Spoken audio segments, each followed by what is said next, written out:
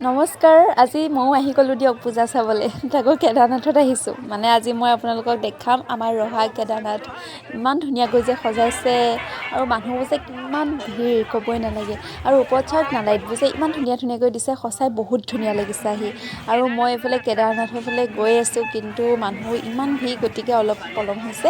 আৰু মই একে দেখাম ওপৰৰ পৰা, সঁচাকৈ বহুত ধুনীয়াকৈ বনাবলৈ চেষ্টা কৰিছে।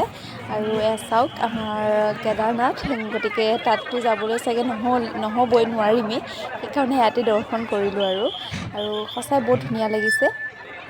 আৰু পূজা চাব আহিছোঁ যিহেতু খোৱা বোৱাটোতো মেইন নহয়নে। আহি গ'লোঁ মা আৰু মামা ছোৱালীজনীৰ লগত পূজা চাবলৈ।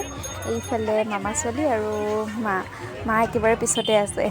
তাৰপিছত আহি খোৱা বোৱা মানে আৰু হোটেলবোৰতো যে ইমান মানুহ ভিৰ, গতিকে আৰু ঠাইতে পালোঁ চাওমিন, গতিকে চাওমিনকে খাই দিলোঁ।